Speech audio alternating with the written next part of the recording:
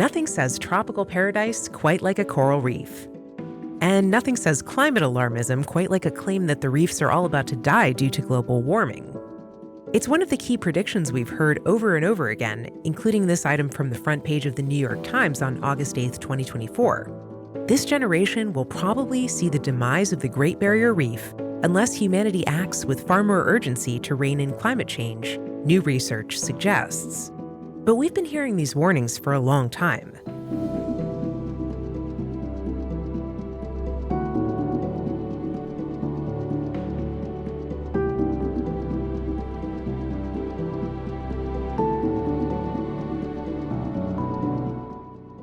And yet somehow, the coral is not only still with us, but in many places, it's clearly thriving.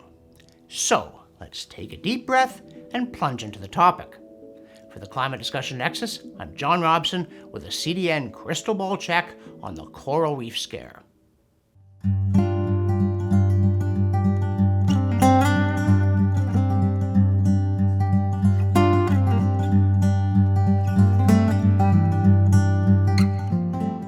Coral is a classic poster child, or polyp, for the impact of climate change because it's so beautiful. And yes, its loss would be horrific aesthetically as well as ecologically. For that reason, coral appears to have taken the place of the polar bear in alarmist mythology, now that the latter has refused to die off on cue. When we at CDN get exasperated missives asking how we can deny climate change when its disastrous effects are all around us, we reliably get dying coral reefs flung in our faces. And I don't want anyone thinking that because here at CDN we argue for a rational, evidence-based approach to ecological issues, including global warming, that we're indifferent to the natural world. Far from it. I myself had the immense good fortune to grow up with a remote cottage on Georgian Bay, without electricity or hot water. And as I mentioned in my 2017 documentary, The Environment: A True Story, to this day I have nightmares of hiking up behind that cottage and running into a road and condominiums. And to this day, I also savor the call of the loon, though not in the social media comment section, just on the lake, I should specify. I also had the great good fortune to visit the Caribbean with my parents several times, and I vividly remember the very first, after a long, tiring day of travel. We reached our cabin after sundown, ditched our luggage, grabbed the underwater flashlights, and rushed down to the beach. I plunged into the glorious warm water, I turned on the light, and I saw this dazzling panorama of coral and brilliant tropical fish. It's one of the highlights of my life. Ever since that day, I've said that if heaven doesn't look like Georgian Bay, I expect that it will resemble the Caribbean. So yes, to lose such natural wonders would be heartbreaking. But it doesn't mean it's fair to claim that it's happening when it's not.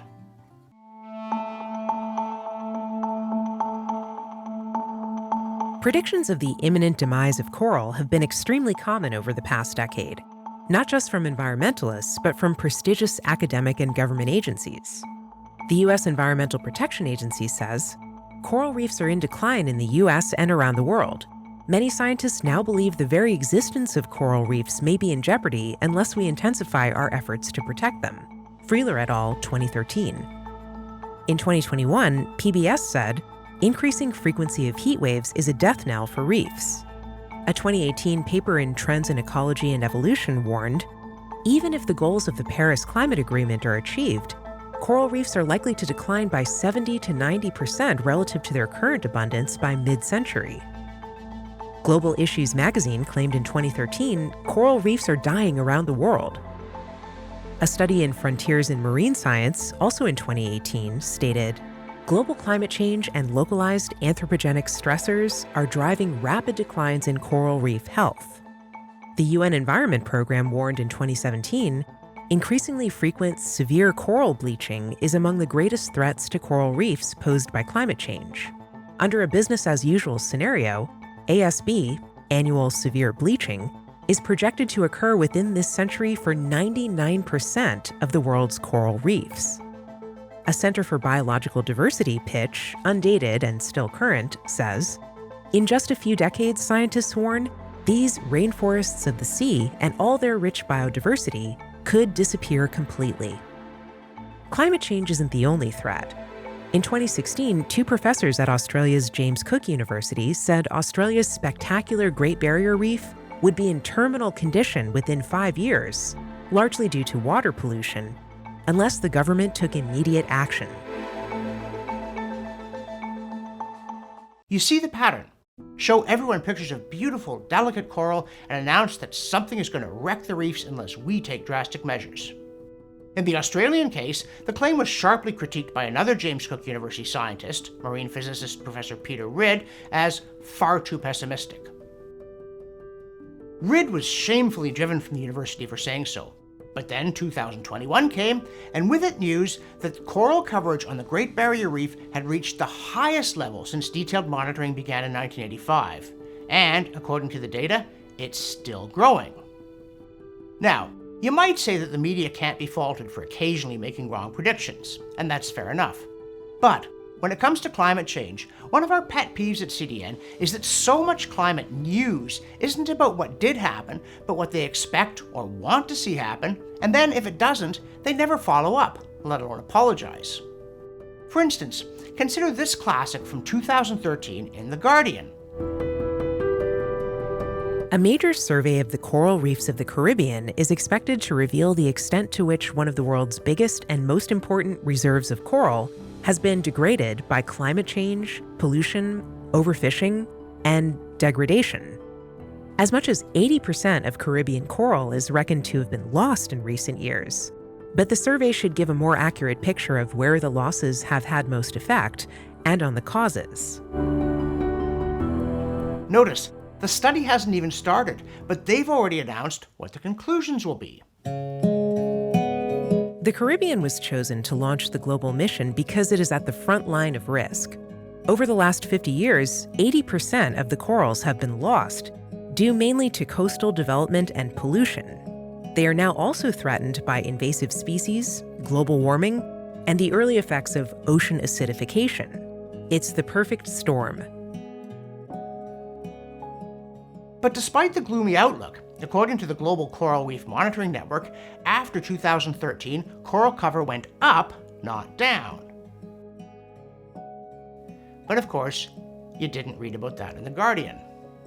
Now, again, to be fair, pollution, coastal development, and hurricanes can destroy coral reefs. But what about global warming? Here we have to point out the unmistakable reality that coral prefers warm water. It's blindingly obvious. Georgian Bay, for instance, has glorious Canadian Shield vistas of windswept pines that inspired members of the Group of Seven. But one thing it doesn't have is coral, not a frond. As this Wikipedia image of locations of coral reefs around the world illustrates, despite a few lonely instances of cold water coral, it is overwhelmingly concentrated in the tropics. Life likes warmth, and coral especially likes it. In fact, partisan as we are toward Canada's lakes, we do concede that when it comes to underwater scenery, the true North Strong and Free is also, well, monochrome. And not just the lakes, also the oceans. If you go scuba diving off Nova Scotia or British Columbia, just as if you go swimming in our lakes, be ready for 50 shades of green. Whereas from Bonaire to Kiribati, the tropics are a riot of color. Well, enough pseudo-lyrical travelogue prose. The point is, if the oceans really are warming, corals won't just sit there and helplessly die. What they'll do is spread into formerly cooler water through those famous adaptive mechanisms that a guy named Darwin talked about. Indeed, as the Wikipedia article on the Great Barrier Reef admitted in an unguarded moment, quote, until about 25 million years ago, northern Queensland was still in temperate waters south of the tropics, too cool to support coral growth, end quote. Likewise, a 2022 study of coral reefs on Jeju Island on, quote, the northern border of the tropics, end quote, meaning near the edge of the warm-friendly zone, found that, quote, the warm periods are conducive to coral growth and otherwise coral reefs' growth would slow down as cold periods came, end quote. Yeah, no duh. It also therefore found that corals did better during the medieval warm period and Roman warm period than during the Little Ice Age. Again, no duh. Indeed, a 2021 paper on reconstruction of local temperatures based on both living and fossilized coral by John Abbott for the IPA showed yet again that, contrary to man's hockey stick, there was indeed a robust medieval warm period and a dismal protracted Little Ice Age. based on the obvious fact that coral prefers warmth to cold, which is, again, why it is currently concentrated in the tropics. And another thing, if corals couldn't survive warming, they wouldn't exist, because, and again, oddly, this point is not even remotely controversial, but it is generally ignored and its implications are disregarded. We know that the Earth has been anomalously cold for the last 2.5 million years or so, but coral has existed and flourished for literally hundreds of millions of years, meaning it does very well in much warmer conditions. Corals first appeared during the Cambrian explosion of multicelled life, in this case around 535 million years ago.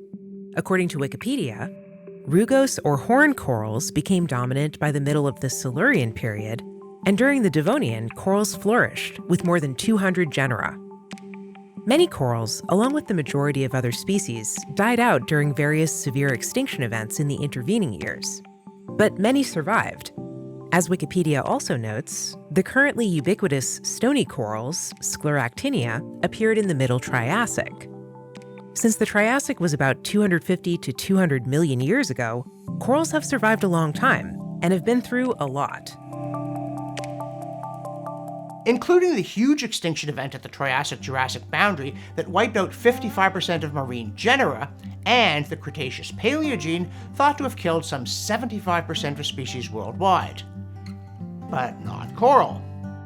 Oh, and it also somehow didn't just survive but flourished in conditions that were typically 10 degrees Celsius warmer than today, in which, given current warnings of runaway greenhouse conditions and a howling wasteland of drought, fire, hurricanes, and floods, the long, warm Jurassic-Cretaceous span saw not mass extinction, but the magnificent, unequaled size and variety of the dinosaurs. The key point here isn't just that dinosaurs are cool. It's that any species, genus, or family that's been around for more than 2.5 million years, and especially more than 15 million years of the ongoing cooling recently, has proven beyond the reach even of the most hysterical rhetoric that it does not die in the presence of warmth. Coral has been around for 500 million years. And if you think the reefs are spectacular now, just imagine what they looked like in the Eocene or the Cretaceous when the planet was warmer. And if you don't think they're spectacular now, well, like Rick going to Casablanca for the waters, you have been misinformed. Here we might interject that even the polar bear, the previous poster child for extinction due to climate change, is basically a snow camel grizzly. Yes, the two are so closely related that they can interbreed, though you wouldn't want to be there when it happened. But at least polar bears actually do like chilly environments. Coral clings to the tropics on our relatively cool planet. So, the idea that warming would or could kill coral is and was ridiculous. But apparently, coral is so picturesque that it was irresistible anyway. So, let's look at the evidence. Coral reefs certainly can be harmed by human activities. Wikipedia notes that coral reefs are under stress around the world. In particular, coral mining, agricultural and urban runoff, pollution, organic and inorganic, overfishing, blast fishing, disease, and the digging of canals and access into islands and bays are localized threats to coral ecosystems. So far, so reasonable. But what else do they say?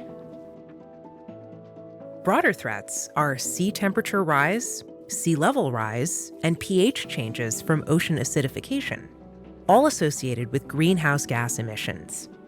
In 1998, 16% of the world's reefs died as a result of increased water temperature. Oh, really? 1 in 6 reefs died in a single year, a quarter century ago? Gosh, they don't seem to have stayed dead for long, do they? Nor do they stay colorless after a so-called bleaching event. Bleaching is a reaction not to heat, but to stress of any kind, including cooling. And it's not a swan song, it's an adaptive mechanism. Coral itself is mostly white, since it's a skeletal structure composed of calcium carbonate. The vivid colors are actually created by the algae that lives inside the coral polyps. During a bleaching event, the polyps expel the algae, leaving behind the colorless skeleton. But the algae eventually returns, and so does the color. Which brings us to the question of what helps coral reefs recover from a bleaching event. The answer, surprise, surprise, appears to be warmth. A news item from December 2020 about a study from the University of Victoria began with the usual jargon about how climate change threatens the world's coral reefs, but then goes on to note that a series of reefs around Kiritimati, near Christmas Island, were recovering from bleaching during a heat wave. Observing corals recovering from bleaching while still baking in hot waters is a game changer, says lead author Julia Baum. Almost as though coral were a warm water organism, we say again. And others occasionally mumble it too. For instance, the US government agency NOAA, which said on October 29, 2013 that, quote, new study suggests coral reefs may be able to adapt to moderate climate change, end quote. May be able to adapt? An organism? Weird. And here we must again raise the issue of journalists apparently not having Google on their computers. Because, as we noted, bleaching is a reaction not to heat, but to stress of any kind, including cooling, and, again, it is not a swan song, it's an adaptive mechanism. As Jim Steele observed, quote, in January 2010 along the Florida Keys, cold weather killed 11.5% of the coral, which was 20 times worse than the 2005 warm weather mortality, end quote. Though, naturally, Wikipedia's list of triggers starts, quote, increased water temperature, marine heat waves, most commonly due to global warming, or reduced water temperatures, end quote. Still, in the wacky world of climate, all news is bad news. Hence this assessment from Bar Ilan University via Eureka Alert in 2021. In the northern Red Sea and Gulf of Aqaba, corals also have exceptionally high tolerance to increasing seawater temperatures, now occurring as a consequence of global warming. This characteristic led coral reef scientists to designate this region as a potential coral reef refuge in the face of climate change, a reef where corals may survive longer than others that are being lost at an alarming rate due to human pressures. Exceptionally high tolerance to rising temperatures. Almost like they benefit from it. And it gets better. However, global climate change will also result in more variable weather patterns, including extreme cold periods. Some researchers predict that the Red Sea region is entering a cooling phase. They demonstrate that a winter even 1 degree Celsius cooler than average results in a physiological stress response similar to that seen in other corals under heat stress. This result shows for the first time how perilously close Gulf of Aqaba corals live to their lower temperature threshold. Oh my, lower temperature threshold, as in cooling would be the enemy, not warming. Still, the key point apparently is that since warming causes cooling, it's warming that will kill the corals if it gets too cold for them. Besides, since we can't have good news, now can we? New Scientist in 2021 found a study that managed to argue that even if some coral species can swap their algae for more heat-resistant strains and thereby resist bleaching, this is no comfort because, quote, this was only the case in scenarios in which greenhouse gas emissions are kept low and ocean warming is restricted to below 2 degrees Celsius, end quote. Whatever did they do in the Eocene, inquiring minds want to know, as they want to know whether this exercise in hypocalypse used RCP 8.5. Well, yes, it did. Good guess. Likewise, a few months later, National Geographic conceded grudgingly that 2 of the world's most ubiquitous species of reef-building corals seem surprisingly able to survive and even cope well with climate change, according to a new study, at least so long as global warming is kept below 2 degrees Celsius, 3.6 degrees Fahrenheit, the target set by the Paris Agreement. That same article tried to keep the doom going by saying, quote, coral reefs have already suffered mass fatalities. The Great Barrier Reef, the world's largest reef system, is currently in crisis, a recently published UN report said, end quote. Except, as we already showed you, it's not. Despite which UNESCO actually tried to list the Great Barrier Reef as endangered in 2022. And in March 2022, a Washington Post news advocacy warned that Australia's Great Barrier Reef is experiencing its 6th massive bleaching event as climate change has warmed the ocean, raising concerns over whether one of the world's natural wonders is nearing a tipping point. Yes, apparently it is, toward unprecedented coral health and extent. But the herd of independent minds stampeded on in unison. One reason why is that these warnings sure are lucrative. Back in 2018, the Australian government suddenly gave nearly $500 million to a private outfit with just 6 employees to, fix the reef or something.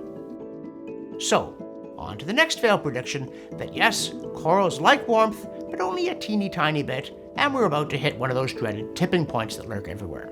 So, also in 2022, a piece in phys.org blared, Coral reefs that anchor a quarter of marine wildlife and the livelihoods of more than 500 million people will most likely be wiped out even if global warming is capped within Paris climate goals, researchers said Tuesday. Here we go again. An average increase of 1.5 degrees Celsius above pre-industrial levels would see more than 99% of the world's coral reefs unable to recover from ever more frequent marine heat waves. At 2 degrees of warming, mortality will be 100%, according to the study, which used a new generation of climate models with an unprecedented resolution of 1 square kilometer. Bosh! According to alarmists, the world breached the 1.5 degree limit in 2023. So, where's the mass death? Or the common sense? The stark reality is that there is no safe limit of global warming for coral reefs, lead author Adele Dixon, a researcher at the University of Leeds' School of Biology, told AFP. 1.5 degrees Celsius is still too much warming for the ecosystems on the front line of climate change. No safe limit? Does this person really not know that during most of the history of coral life on Earth, even including the Holocene climatic optimum, the planet was well above that limit? Maybe not, because the degree of historical ignorance is astounding. Still, despite the usual flood of alarmism, the truth is occasionally surfacing. We mentioned earlier that study from Kiribati, which is one of the Line Islands that are part of the Republic of Kiribati. And writing in 2023, the Daily Digest said, "There were a lot of amazing news stories in 2022 showing just how well nature was adapting to our planet's changing climate. But no story was as impressive as the news that coral reefs just might be able to regenerate after suffering massive die-offs. This is the story of how the coral reefs surrounding Kiribati's Line Islands changed our understanding of marine biology." A researcher, Enrique Sala, thought that the 2015 to 2016 El Niño would have destroyed the coral. But when he went to look, he said, the bottom was covered with live, gorgeous corals, all the way down to 100 feet. We were back in paradise. Yay! So maybe heaven will resemble the tropical Pacific as well. And yay that National Geographic also had the story. And yay that the Associated Press in November 2023 wrote predictably that, quote, climate change is hurting coral worldwide, end quote, but then immediately added, quote, but these reefs off the Texas coast are thriving, end quote. And yay that, as Peter Ridd wrote in The Australian in 2022, the latest data on coral cover on the Great Barrier Reef, produced by the Australian Institute of Marine Science, should be a cause for celebration. Church bells should be ringing, and children given a day off school. Ames says 2 of the 3 main regions of the reef are at record-breaking high levels. The other region is at record equaling levels, once uncertainty margins are taken into account. The reef as a whole is at record high levels. Still, in the face of all this surfacing evidence, the degree of dogma is remarkable. As Chris Morrison just wrote on the Daily Skeptic, massive increases in coral across the Australian Great Barrier Reef, GBR, have been reported for 2023 to 24, making it the 3rd record year in a row of heavy growth. Across almost all parts of the 1,500-mile-long reef, from the warmer northern waters to the cooler conditions in the south, coral is now at its highest level since detailed observations began. The inconvenient news has been ignored in mainstream media, which, curiously, have focused on a non-story in Nature that claimed climate change poses an existential threat to the GBR. Well, they would, wouldn't they? And they did. Again, we're not saying to ignore real threats to coral, from pollution to overfishing. But stop already with the lunatic claims that a warm water organism with 500 million years of successful adaptation on a warmer planet is going to die if it gets a fraction of a degree warmer. It's not science, it's not happening, and it's not helpful. For the Climate Discussion Nexus, I'm John Robson, and that's our crystal ball look at predictions of the imminent demise of coral due to favorable conditions.